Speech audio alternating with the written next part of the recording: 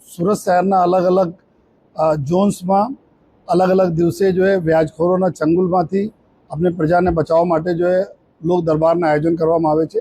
જેમાં જો આ વ્યાજખોરોને વિરુદ્ધમાં કાર્યવાહીને સાથોસાથ લોન મેળા બી રાખવામાં આવે છે, જેથી જો અમારા નાની રકમની 1 લાખ રૂપિયા તકનો લોન બી અમારા લોકોને મળી શકે અને આ વ્યાજખોરો ચાલકો દૂર રહે।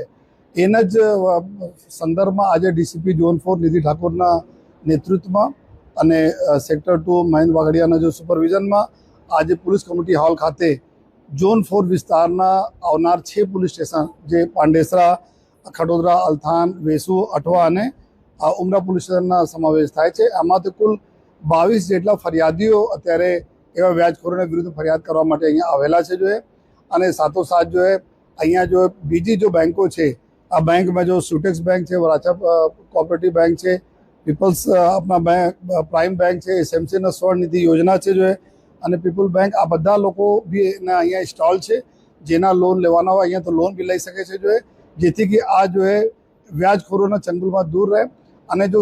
માનનીય ડિપ્ટી સીએમ સાહેબને બી એક અભિગમ છે, માનનીય મુખ્યમંત્રી સાહેબના સૂચના છે કે આ વ્યાજખોરોના ચંગુલમાંથી આપણે પ્રજાને બહાર રાખીએ। અમે લોકો જોયા છીએ કે 5% પર મહિનાના વ્યાજ લેતા હોય છે અને પછી આ પ્રોપર્ટી લખાઈ લેતા હોય છે, દાગીના લઈ લેતા હોય છે, બ્લેન્ક ચેક લઈ લઈને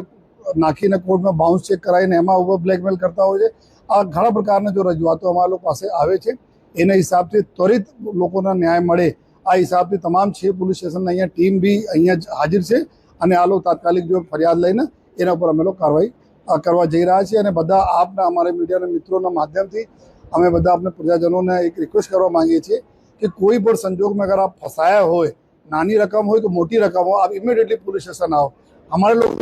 अधिकारी तक आओ, इमीडिएटली आप व्याजखोर हम लोग एक्शन लेंगे। आप लेता नहीं આવતા નથી પોલીસ સ્ટેશન, જેના લીધે ઘણા બધા આપઘાતનો બનાવ બને છે। તો આ દુઃખદ બનાવ છે, બસતા પહેલે એક તક જો આપ પોલીસને આપો એવી